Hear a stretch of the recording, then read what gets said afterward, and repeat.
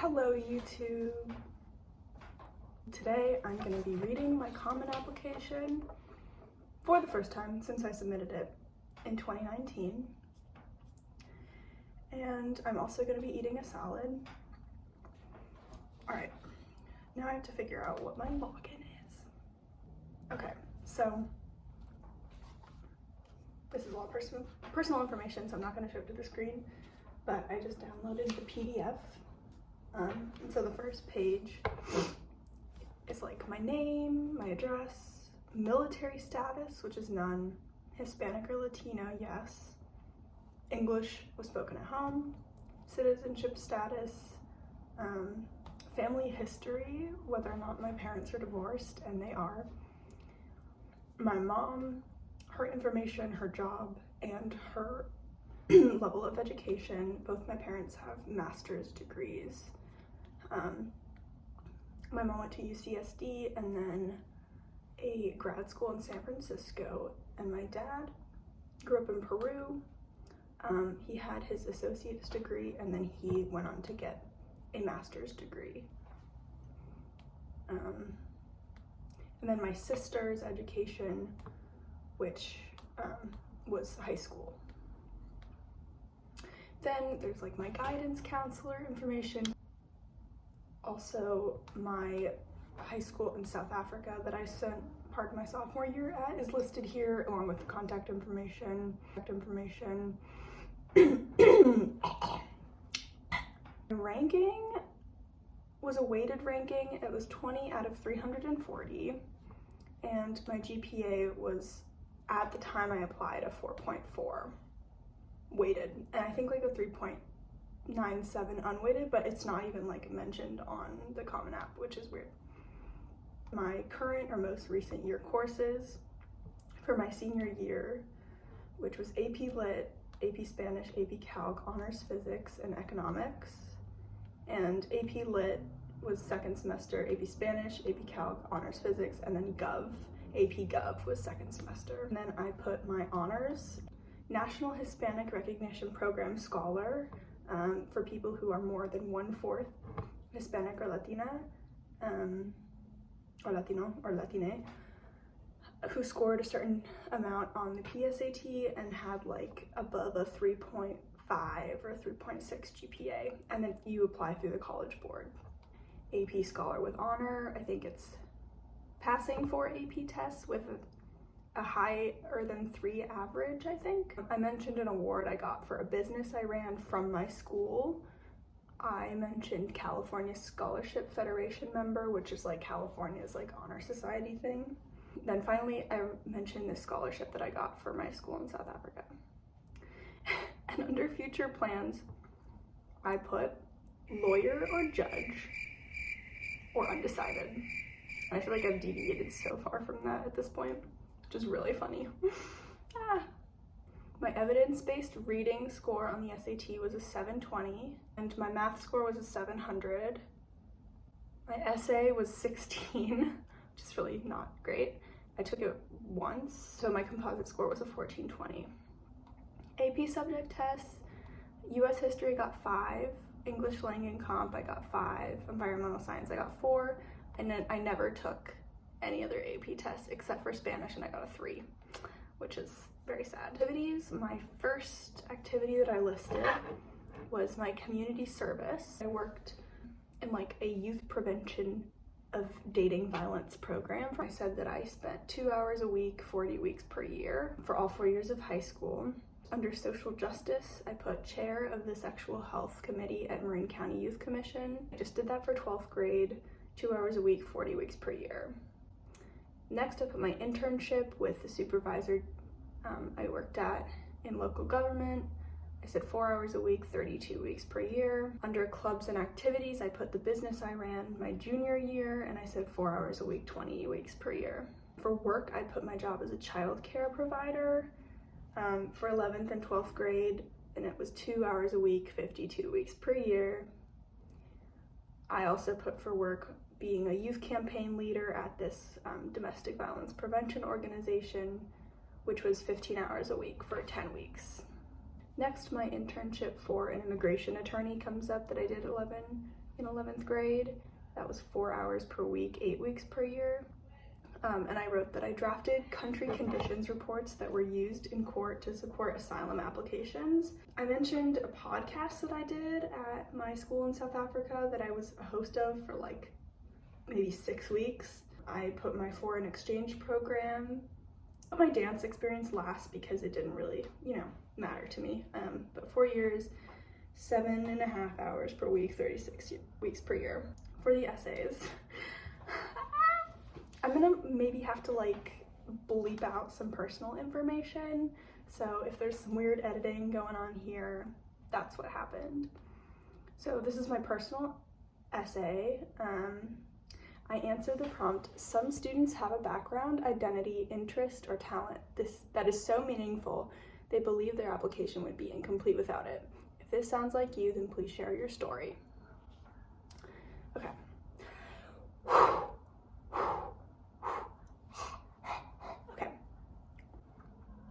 The conference room ignited into frenzy. Some bolted for exits, others froze, hearts pounding. The intruder screamed misogynistic accusations at the woman presenting, threatening physical violence. I was the only teenager present and terrified. Ladies and gentlemen, you've just experienced a domestic violence simulation, the presenter assured us. The intruder is an actor. My bodily circulation resumed. When I began training as a California certified domestic violence advocate, I didn't anticipate experiencing this kind of terror. The 40-hour training taught me about symptoms and remedies of domestic violence and gave me the cultural competency and outreach skills I needed to advocate against it. In 8th grade, I wrote a school newspaper article exploring the sexist implications of our dress code. To further my emerging interest in feminist issues, I engaged with the Center for Blank, a nonprofit that serves domestic violence victims. Freshman year, I joined the center's student-led youth prevention program, which I can't say the name of. This program strives to prevent domestic violence through education about healthy relationships, warning signs of abuse, and the impact of DV on mostly women. Although I've never experienced domestic violence, the program exposed violent local homicides and convinced me to become a catalyst for awareness. I hosted healthy relationship workshops and organized spirit days at my high school. Surprisingly, my dedicated outreach earned me verbal harassment. Rape jokes and sexist slurs followed me throughout campus. I sometimes left school in tears. I considered quitting, but I realized that the boys harassing me were exactly why I needed to persist. Exposing abuse in my community provoked resistance and denial, byproducts of change. Their animosity implied that my actions were working. As my outreach matured, so did the resistance. I asked a teacher to distribute intimate partner violence pamphlets to students, only to find them in the recycling bin. I received his message clearly. Domestic violence doesn't matter. Dumbfounded by my school's ambivalence, I got certified as a domestic violence advocate to address the issue on a county-wide scale. I now represent my program at biannual blank meetings with the district attorney and liaisons from my county police departments. As I collaborate with the district attorney, law enforcement, elected officials, and fellow teens, I'm proud of my role in preventing and reducing intimate partner violence. These experiences inspire me to pursue a career in law. LOL. Earning advocate certification gave me the tools and experience to become the youngest employee at the center. As their youth campaign leader, I directly impacted my community. I frequently recognized visitors to the center, including members of my community, which illuminated the pervasiveness of domestic violence. Caring for children under 3 while their mothers received therapy, I was stunned by the violent behavior these toddlers learned at home. Latina myself, I am capable of offering victims additional support by communicating in Spanish. Although domestic violence affects everyone, the center sees a majority of Latina victims. In my future profession, I know that bilingualism will broaden my impact. In high school, I've learned that comprehensive change requires engagement with the community at multiple levels. When I studied abroad in South Africa, sophomore year, I brought my experience as this program leader into an international setting. Taking an active role in 2 student enterprises with a focus on African women's rights, I deepened my understanding of culturally based oppression and the shared experience of domestic violence globally. Junior year, I interned with an immigration law firm and helped file U visa applications, learning that undocumented victims of domestic violence can be protected from deportation. My leadership at Maya and the center augmented our recruitment numbers, social media presence, and allied connections with teachers, while my internship revealed how my knowledge of domestic violence could translate into a meaningful career. Adults in my life often question my involvement in this adult issue. I remind them that violence impacts a community and silence normalizes violence. In college and beyond, I will continue to challenge complacency and raise my voice for my community. Okay, so my thoughts looking back on this essay was that, I think I was very, very honest and truthful in this essay, and I was willing to be vulnerable and discuss, how I was pretty much harassed every single day I was in high school for something gender related, and because of the work I did, and how I didn't want to stop even though it cost me that sort of social comfort. And then I think that really spoke to my persistence. Who knows? I think my essay wasn't very well written. I think it was just kind of a vomiting all the things I did in high school, and tie it to this anecdote of just being stopped in my tracks pretty much everything I tried to do, and just reading that story about my teacher who put my informational educational materials that he was going to distribute to his classes in the trash, and me finding it. I feel that's a pretty powerful thing in itself.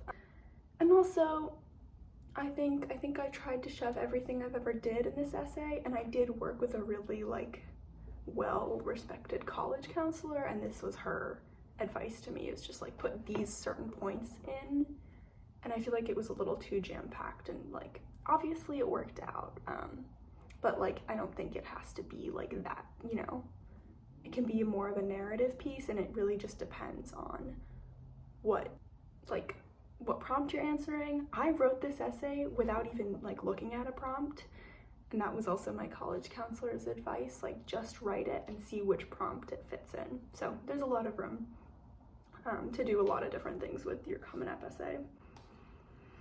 All right, so my Barnard Supplements is in a different category. So I already read my women essay in another YouTube video, which I will somehow link at some point in this video or in the description, so check that out. But this is going to be my Why Barnard supplement. What factors influenced your decision to apply to Barnard, and why do you think the college would be a good match for you? I began to consider attending a women's college after working for several years at a nonprofit run exclusively by women. In this environment, I never questioned whether I was too loud or too inconvenient. With confidence, I now directly impact people's lives. It's inspiring to collaborate with passionate women who seek to proactively engage with the world. When I toured Barnard, I knew that I had found that same palpable energy. At Barnard, I would pursue the unique political science and human rights joint major to propel myself toward a career in immigration law or international relations. Pursuing this joint major would deepen my understanding of the nexus between climate change and immigration, while giving me necessary context and experience to succeed in either of these fields. It's important to me that at the college I attend have an established affinity space for Latinx Americans. I look forward to joining Barnard Mujeres so I can seek and provide support for other members of the Latin community and ensure our collective success at a prestigious institution. To continue my artistic endeavors, I plan to audition for the new dance crew, which specializes in contemporary dance, my primary dance style. During my interview with, I'm not going to say her name, but my interviewer, who was also an admissions officer, she mentioned that even upon graduation, Barnard students continue engaging in seminal discussions about the world. Barnard will foster my social, academic, and creative growth beyond even my college years. And that's it. It was 100 to 250 words. The strongest part of this essay was definitely me mentioning who my interview was with and what she had said and how that influenced my decision to want to attend Barnard. Other than that, I'm like honestly laughing at the things I thought I was gonna do when I got here because I haven't done any of them and I don't think I ever will. It's possible, but I don't know. Yeah, and then there's one more thing on mine. So I had checked the portal like before it was updated, and so I thought there were 2 extra supplements, so I wrote them, and then the day of I like didn't see them in the portal to apply, so I just pasted them into the additional information section, which probably was too much, but I'll still read it. It was like basically 2 essays. So in my additional information, I said, in order to remain on track with my high school course credits and spend my 2nd semester abroad in South Africa, I was required to take a double block accelerated honors algebra 2 course first semester. This course created a scheduling conflict that prohibited me from enrolling in honors chemistry. At the African Leadership Academy, I was advised not to take AS level chemistry due to my late arrival in the school year. For these reasons, I have completed only 1 semester of regular placement chemistry. And then my next essay that I just pasted into this section. Last August, I was sworn in as a Marin County Youth Commissioner for District 1. With my title comes the responsibility of advising my County Board of Supervisors on issues pertaining to youth. As elected chair of the Sexual Health and Wellness Committee, I'm additionally depended on by Marin Youth and the committee to oversee youth-led countywide projects involving sex education. Currently, I'm guiding the subcommittee toward our year-long goals of developing a consent curriculum for 4 high schools and creating bilingual sexual assault resource guides to be distributed throughout Marin schools. Although few teenagers are aware of this committee's existence, our work is already changing local attitudes towards sex, sexual assault, and consent. Local youth depend on projects I lead for important information that our current education system fails to address.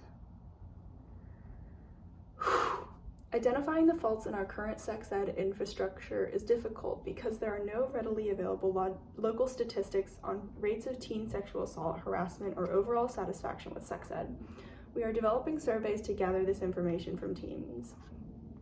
Even without numbers, my own experience attending school in this county has shown me that sex education has failed to teach students about consent. Victim blaming after a sexual assault saturates gossip at school, and rape jokes are affirmed by student cultures. In the era of the Me Too movement, it's imperative that teenagers learn about consent before reaching adulthood. As subcommittee chair, I'm addressing the global issue of sexual violence by influencing the next generation of my local community.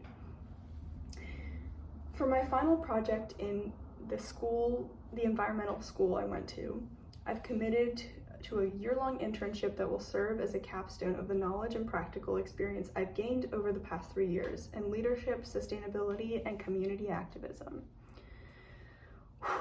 To pursue my interest in politics, I applied for a position with District Supervisor blank, a fervent proponent of sustainable policy. I expected to work on salient projects immediately, but I first had to learn about the complexities of local government bureaucracy and earn the respect to be trusted with important tasks. As my internship progresses, I'm developing a year-long project to address the issue of environmental racism in my community, specifically in the very program that led me to my internship. My school's demographics don't reflect the diversity of our hometown, mirroring the lack of inclusion in the greater climate movement. Climate change is also often seen as a white issue, something visible in the overrepresentation of white affluent students in my environmental program. I'm the only first generation on one side Latina American in my class of 30. This program is not designed for students from areas of my community most affected by sustainability crises. I'm meeting with teachers from feeder middle schools and the nonprofit that runs this program to strategize how we can make admissions more accessible to demographics not represented. Unique in my class, I'm utilizing the support of an elected official to put pressure on my school to acknowledge and change exclusionary practices. Honestly, I think that part about my school and diversity that I just read was probably one of the strongest things I've ever written. And unfortunately, like, the pandemic hit and I wasn't able to do a lot of the things I just talked about. But I did do some, and I was very passionate about it. So it's okay to talk about future plans, because I know, like, during this pandemic, college admissions officers are not going to want to read. I don't know, like, I guess they are going to have to read a lot about COVID, but there's always time to talk about, like, future aspirations and, like, what you are passionate now and what you want to work on, in addition to, like, what you've already done. Back to the Common App. My admission plan was, so this is more demographic questions that Barnard asked. Admission plan, early decision. I applied for financial aid. I did not submit a portfolio. I agreed to early decision contract. I affirmed my gender as living as a woman. I've never been convicted of a felony. I put my field of interest of study as political science and secondary human rights. Teehee. I did upload my resume. Let's see. It asks for the contacts you've had with the college, so I put visited campus, had a campus or alumna interview, and I requested materials from Barnard's website. And then none of my siblings have ever applied to Barnard, none of my relatives have ever applied to Barnard, and there's no affiliation with Barnard whatsoever in my family, so I definitely did not have legacy status. So yeah, that is the whole Common App that I just decided to read in the middle of eating my salad. I hope it was informative. I just think it's really funny how my interests have changed so much and how sure I was of, like, this one thing I wanted to do with my life. And things very much change, and I think that's what college is for. So like, comment, subscribe, let me know what you think. If if anyone has any more detailed questions about what I just said, feel free to message me or comment. All right, see you in my next video.